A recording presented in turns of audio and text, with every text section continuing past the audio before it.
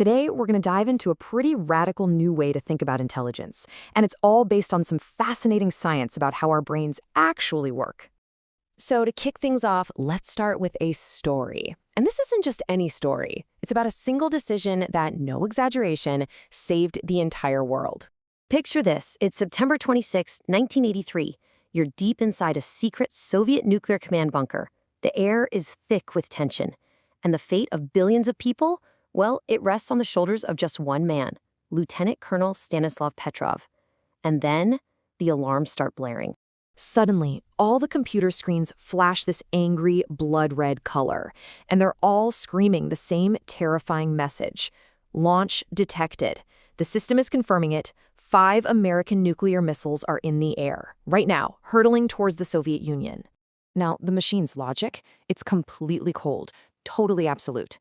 A nuclear attack is happening, and military protocol is crystal clear. You report the attack, and you launch a massive counterstrike immediately.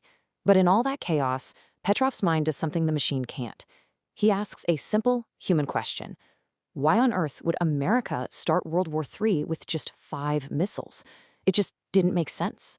So he makes what seems like an impossible choice. He ignores the computer. He completely defies protocol. He picks up that phone to his superiors and makes the ultimate gamble. He tells them it's a false alarm. Imagine the tension in that room for the next few hours. And then confirmation finally comes through. Petrov was right. The super advanced satellite system, it had mistaken the sun's glare reflecting off some high-altitude clouds for missile launches. His gut feeling, his human doubt, it literally prevented a global nuclear war. So you gotta ask, what kind of intelligence is that? What allows a person to override a sophisticated system, defy all protocol, and save the world? This isn't about having a high IQ, It's something deeper, a higher level of thinking that let him see past the system itself.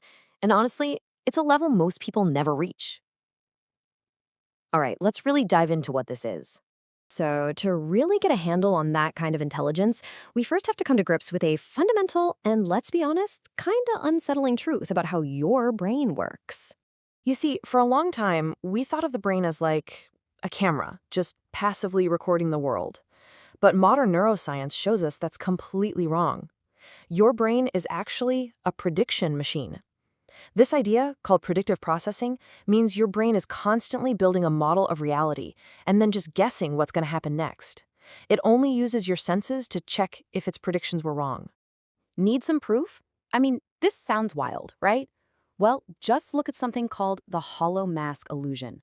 Your brain has seen so many faces that are pointing outwards that its prediction for face is incredibly strong. So even when you know you're looking at the hollow, concave inside of a mask, your brain just overrides what your eyes are seeing and forces you to see a normal, outward-facing face. Think about that. Your brain's prediction is literally more powerful than reality. Okay, so this prediction system creates these invisible little loops that pretty much run our lives without us even knowing it. And you might recognize some of these, right? There's the ego loop. Your boss gives you some critical feedback and bam, before you even think, you feel that hot flash of defensiveness. Or what about the fear loop? You know you need to have that tough conversation, but you just keep putting it off and off and off. And of course, the big one for all of us, the habit loop. You pick up your phone to check one thing and whoops, an hour has just vanished into mindless scrolling. And look, this isn't just a small thing. Research from Duke University found that a staggering 45% of our daily actions aren't conscious choices at all. They're just the result of these automatic habit loops. Let that sink in. Almost half of your day is being run on autopilot. Okay, so if these loops are like the apps constantly running in the background of our mind, then what's the master operating system? What's the thing controlling all of them? Well, the answer is something we call your identity. And no, this isn't some fuzzy philosophical idea. For your brain, your identity is the master predictive model. It's the central filter that literally shapes everything you think, feel, and do. It is the core story you tell yourself about who you are. Okay, but just how powerful is this identity filter? I mean, can it really be so strong that it makes super smart people completely fail? Well, a fascinating experiment from a law school gives us a pretty shocking answer. So check this out. Researchers took a group of people who are really good at math, and they gave them some data to analyze. First, the data was presented as a study about a skin cream, a totally neutral topic. And guess what? They nailed it, interpreted the numbers perfectly. But then, the researchers gave them the exact same numbers. But this time, they told them it was a study about the effectiveness of gun control. And all of a sudden, these math whizzes got the answer wrong. This is the crucial part, and it's kind of mind-blowing. Their failure had zero to do with their math skills. The numbers were identical. The only thing that changed was the topic, and that topic threatened their political identity. Their high IQ wasn't used to find the truth. It was literally used as a weapon to defend the story they already believed about themselves and the world. So if a rigid identity can make even the smartest among us completely blind to the facts, what's the solution? How do we break out of our own programming? Well, this leads us to the highest form of intelligence there is, which you could call adaptive intelligence. Adaptive intelligence is exactly what it sounds like. It's the skill of consciously breaking out of your own predictive loops. It's the ability to update your own identity, that master program, based on new evidence and your actual goals, instead of just letting it run on old, outdated software. It's exactly what Stanislav Petrov did in that bunker. So the big question is, how do we get more of it? And here's the best part. This isn't some genetic gift you're either born with or you're not. It is absolutely a trainable skill, and it really boils down to a pretty simple, scientifically backed, 3-step feedback loop. So let's walk through it, because this is where it all gets really practical. Okay, step 1, you've got to adopt an adaptive mindset. What does that mean? It means you stop treating your beliefs about yourself, I'm an introvert, I'm bad at math, I'm not creative, as permanent facts. Instead, you start treating them like a scientist treats a hypothesis. They're just temporary ideas to be tested. An adaptive mindset doesn't say, this is who I am. It asks, is that really true? Or is that just an old prediction?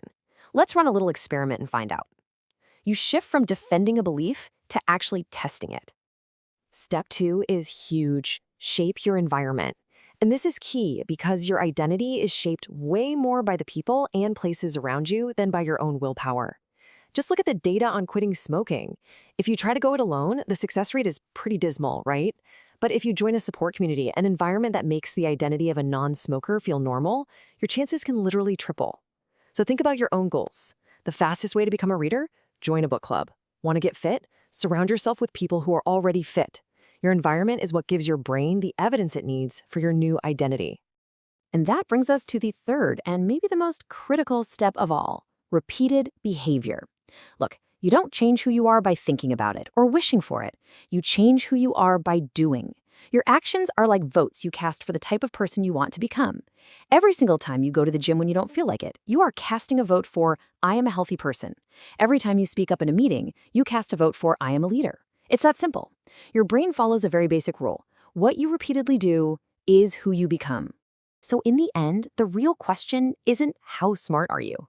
The real question is this. Are you willing to see reality as it actually is, not just as your brain has predicted it to be? Because true intelligence isn't some fixed score you get on a test.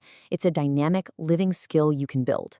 It's the courage to question your own predictions and the willingness to update the most important operating system you will ever run, your own identity.